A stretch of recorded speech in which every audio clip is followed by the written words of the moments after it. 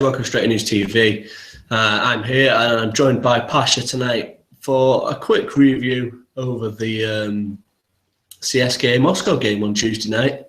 I did a bit of a blog post that some of you may have seen. It's over on straightnews.com. It's probably a bit more in-depth about what I thought about the game, the very surreal atmosphere that was going on at Old Trafford the other night. I was hoping to get a couple of guests on and do a live one tonight, in actual fact. Just to get their reaction, but unfortunately a lot of busy people. It's bonfire night here in the UK, so if you hear loud bangs outside, it's not because I'm getting bombed, it's because it's bonfire night. But anyways, let's crack on. How are we doing, Pasha? Yeah, very well, man. I appreciate you always having me on Straight News TV. Pleasure to be talking about the match, and looking forward to it. Yeah, cool. What did you make of the match then? We know it finished 1-0, and we're not all entirely sure about these score lines, but it was 3 points at the end of the day, which is valuable at the time. You know, City seem to have run off in their qualification group. Chelsea are just about stumbling over the blocks as they are, despite their league form. Arsenal are in absolute disarray now, given the fact that they got an absolute trouncing off Bayern Munich, but that's what happens when you beat Bayern Munich on your own turf 2-0. And they will come home, they will take you to their ground and absolutely pace you across the floor. So yeah, United are looking quite now steady to get 3 or 4 points we actually need now to qualify. Hopefully we get 6 points and that helps us top the group as well, pal. Yeah, definitely. Obviously, if we finish first, we have a better chance of getting an easier, supposedly, team. But once again, when you talked about Man City, Arsenal, and Chelsea, it just shows the state of the EPL in Europe nowadays. Man City is doing phenomenal, to be honest, in Europe. As much as I hate to say it, United second, and Arsenal and Chelsea very abysmal in Europe. But thoughts on the match? Thankfully, it wasn't a 0-0. It'll be 4 times in a row having 0-0 match. It would be the first time in our history of this club. To be honest, they played well.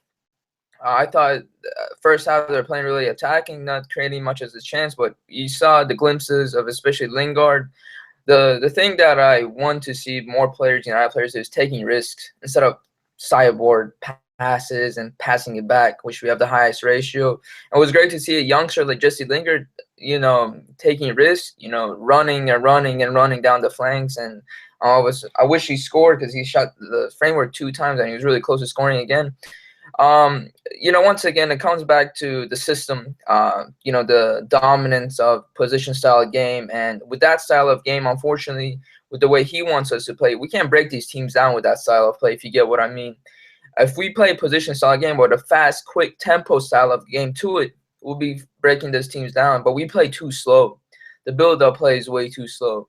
As you call CSKA Moscow, they're playing on a counter-attack, dropping back, and they're going to hit us on a counter. And we got lucky, to be honest.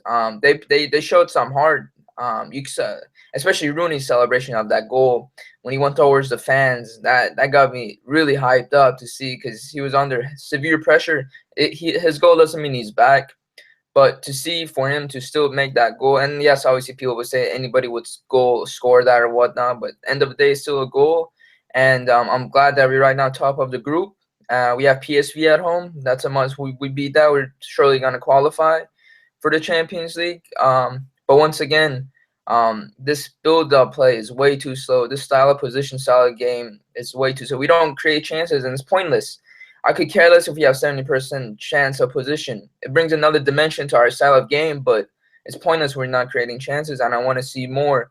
And when people say we don't have enough creative players, we do have enough creative players. It's just that I think it's a system more as opposed to the fans, because LVG's system restricts a lot of players to do what they're supposed to do. I think that's why he got into a lot of slack with Di Maria and players in the past, like Rivaldo and stuff like that.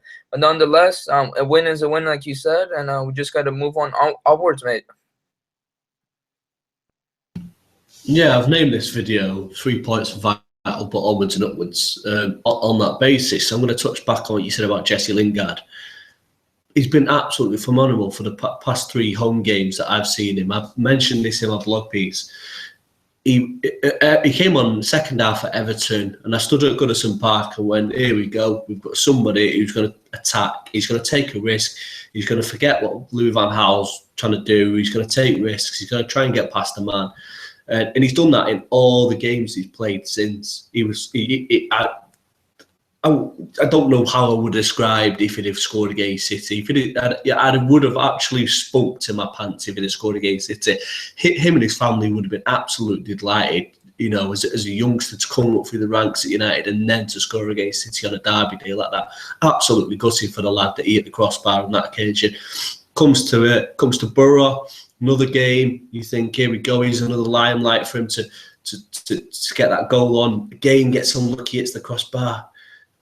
I didn't see much of the Palace game, in actual fact. I think I only saw the last 15 minutes because I was out at the time. But from what I heard, he was just on the boring, dreary 0-0 draw that just wasn't exciting. And that's where the sort of underlying sort of frustration of the previous two games after Everton had started to sort of peak its sort of bubble in United support, and United fans were obviously singing attack, attack, attack from about 20 minutes on, I heard, in actual fact, against Palace. So 20 minutes in, and United fans are already screaming for the attack. And these are talking about United away fans as well, which was the similar sort of atmosphere that came with it when frustration started to boil over again. I think one of the final straws, and I'm not entirely sure how it came over on the TV on Tuesday night, but the short corner just before half time, people were going mental in the stands around me. You just thought, why the hell are we playing these short corners? I've never seen so many teams play such short corners constantly, especially when you're not benefiting from them. And the whole play went mental. The ball gets cleared, half-time whistle goes, and the entire stadium starts rocking, attack, attack, attack. I'm not entirely sure what would have gone through Louis van Gaal's minds there. Jesse Lingard's come out and said that he told the players at half-time to forget what the fans are saying, to keep your emotions in check and get on with the game. But if I was a United player sat in that dressing room at half-time after listening to 70,000 United fans screaming attack, attack, attack, then surely you've got to be taking that to heart and going, I'm going to try something this half, even if I lose one or two times. And then the massive thing that nearly blew it, and it did blow it for a lot of Reds, which I'm really against United fans booing our team. We've never done it. We're a classy outfit. Manchester United have always been classy. We've stayed classy. We've supported our team through thick and thin. And United, the United fans in Old Trafford, the majority of them season ticket holders, are older Reds. They will have seen the 70s and 80s. They will know that sort of classy. It just seems to be a bit more of a spoiled atmosphere at Old Trafford nowadays. I listened to United We Stand's podcast today.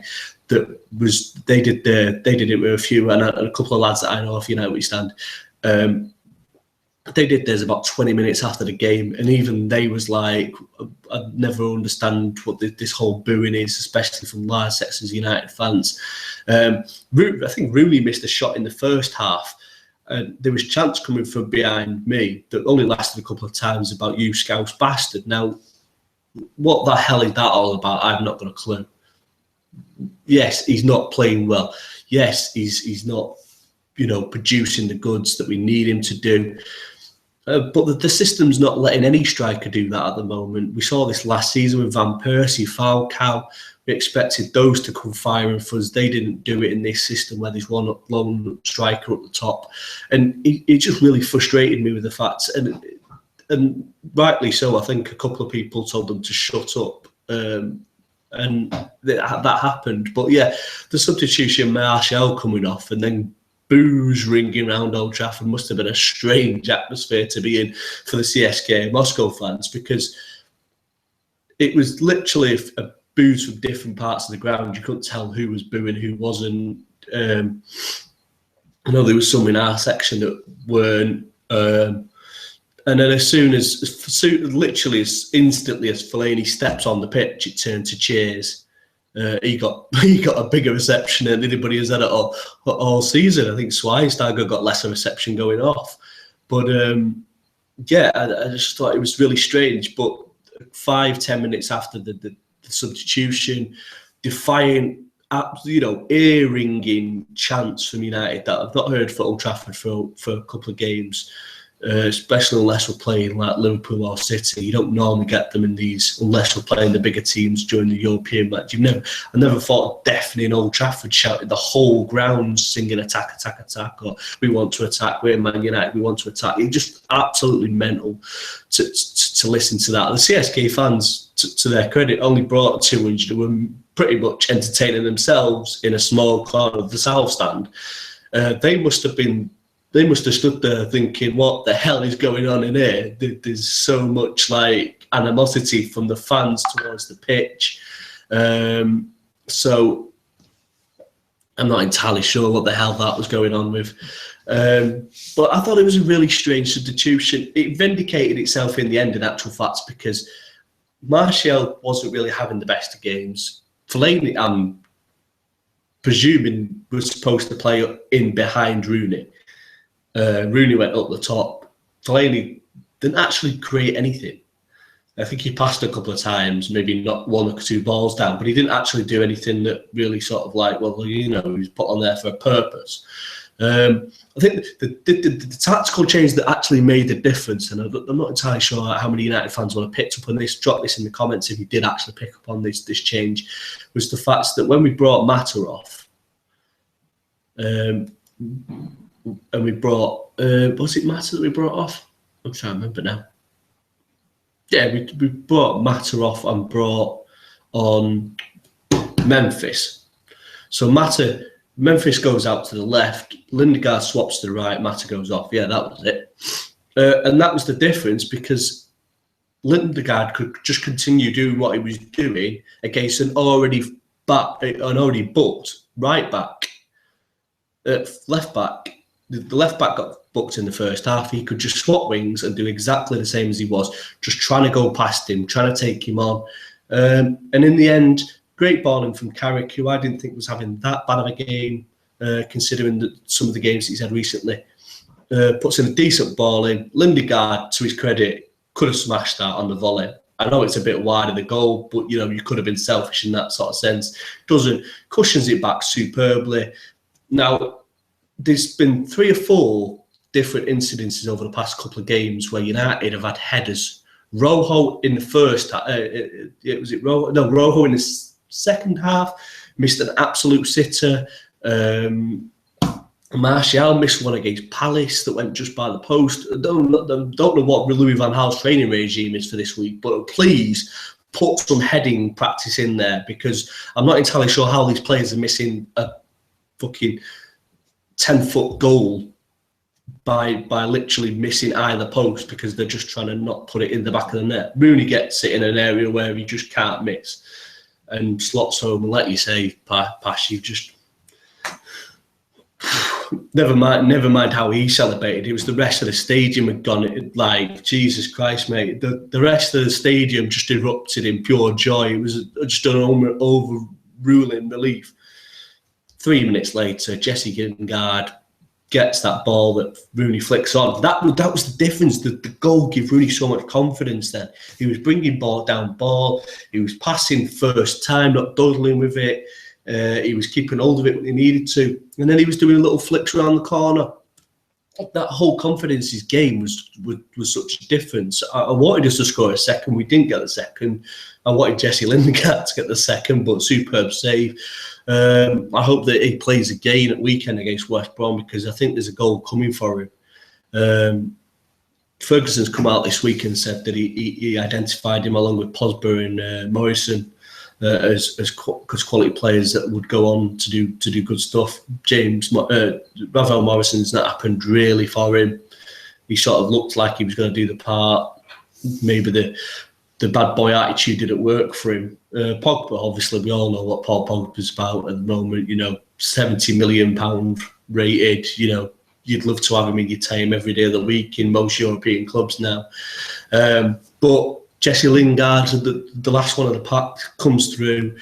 And I'd love to see him at United for years and years and do that, because there's a couple more that are in the firing line at the way. Wilson, if he gets back on form, you've got Memphis, who, yes, I think he thought he was going to do too much when he originally came, and on top of that, then you've got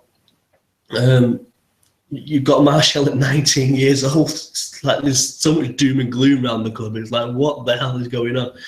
But yeah, I think overall we've got to look at that and go, you know what? I think 3 points was vital at the end of the day. We can go on from here, and I think I'm not entirely sure what the run of games is, but I think barring a couple of possibly trickier ways, I think Leicester and Bournemouth, there might be a couple of trickier ways. I think United's next home run. I was listening to this on the United We Stand podcast. So I thought it was a bit of a strange one, but they was talking, I think, about predicting up to the Chelsea match just after Boxing Day, or up to Christmas at least, and how many points we could get. I think, and I thought it is a superb opportunity for United to just crack on now. There's no League Cup to keep going in, which I think there's another round off. We don't play in the FA Cup till January. Champions League's literally 2 more games in that. So yeah, I think United, we've got a real good chance at the league now. What do you think, Pasha? Yeah, obviously it was a shame to get out of the Capital One Cup, especially even though it's a Mickey Mouse Cup. Just to know that Arsenal and Chelsea weren't in it, and just to have another trophy, why not? But you summed up the game perfectly, Ian. I think that was like one of the best. You should be a commentator or something. So, no, you match. And to see, when he brought up Pogba, Ravel Morrison, Jesse Lingard, I think that was like one of the best academy youth teams that we had since the class of '92, if I'm not mistaken, or in my lifetime so far. And to see how developed Jesse Lingard has become. And it was great to see him in person. Last home game I was at Old Trafford was last year in Swansea game, home opener. Unfortunately, he got injured in the 24th minute, and he was off. But he was always one of those youngsters that I always appreciate. And it's always good to see these youth players getting into the team and actually doing something for the team. That hey, I want him to start, and I do want Jesse Lingard to start this weekend against West Brom. But once again, they're going to be sitting back. They're going to go with a counterattack. And to go back to Memphis, Memphis Depay, I've realized that he's those kind of players. If he shies away from confidence, when he has no confidence, he's not going to be a player he is. But if he has that confidence, he's going to be a world ever player like he was at PSV. And, once again, with him, he's got that bad boy, Ravel Morrison attitude to him so far. And I think that would be – it's going to be fixed, especially knowing that Ryan Giggs has been his mentor, as Kevin Strootman was his mentor back at PSV. As we saw the horrible cross he had, and the thing with Memphis Depay, like that, you're 21. We know we paid 25 million quid, but keep in mind that you're not going to become a world-class player in a season. It takes time. He tries to do too much. He tries to play around too much. He tries to force many things, and I think that he needs to calm down and just play his game. And we all know that he's 21. As Louis van Gaal, when we signed him, he said we need patience with this guy, And Memphis is that's like a father figure to him. So we need, but people are already saying he's going to be another Nani, another Bebe, and this shows the modern day football. And going back to the booing thing, I thought it was Emirates Stadium. I've never seen anything like that in my lifetime so far at Old Trafford. You could probably say the same thing, Ian. So it was honestly very interesting to me. As much as, I was wanting Martial to be on the pitch, but he was struggling, End of the day, Rooney went up top and he scored that. I mean, you could argue that Martial would have scored it too. He probably would have, but you never know what's going to happen in football. You get what I mean? You can't always make these assumptions that people always make. Oh, it could have been Fellaini. It could have been that. You never know, And, it was a weird tactic, whatnot, but end of the day, the job is done and we got to move on. And to be honest, we'll be challenging with the EPL. I don't think we'll win the title, unfortunately, this season. But a title that we need to win, and I don't care what people think that we need to put a lot of emphasis on. Is going to be the FA Cup. We need to win something this season. If we finish second and third and win an FA Cup, it'll be a much more successful season. Obviously, being in the top four, we're going back to Champions League. But we need to win something, and yeah, that's that. And once again, this position style game is really slow. It's very slow. We saw Bayern Munich playing against Arsenal yesterday, but they were fast tempo style of game. They're playing the same position style game we had. So yeah. But anyways, yeah, that's me. Appreciate it, Ian, and I got to go right now. But thank you for having me on SNTV. No worries, pal. Yeah, we'll wrap it up there. Pasha's been superb. Thanks for joining us, pal. Thank you, bud. As always, pal, as always. Guys, if you want to leave your comments down below, what you thought of the game, what you thought of the atmosphere, if you was at the ground, what you thought of the booings, what you thought of the substitution. It was just sort of I thought it was a really surreal match. And yeah, it took 70-odd minutes to score that goal, which is really scary. But yeah, I just at least we got the 3 points and the win, and hopefully we can move on against West Brom. Tune in tomorrow for our West Brom preview. Me and Joe are going to be doing that in a little while. We're going to put that up tomorrow morning, so check that out. If you're not already, get subscribed, guys, because there's a lot of people that watch our videos that are not subscribed. I don't understand it. There's so much great content from those guys. Jonathan's interviews. He's got another one coming up with Ginn and Balaguer. Absolutely, people have some odd opinions about him, but at least he's a really extreme journalist from Spain. He's got some very important views on Ronaldo, his time at United, and also the bits about United and Louis van Gaal. That's coming up very, very shortly, so make sure you subscribe for that. Drop a like on the video if you've loved the content. We'll be back tomorrow with another preview video. Until then, we'll see you then. Bye.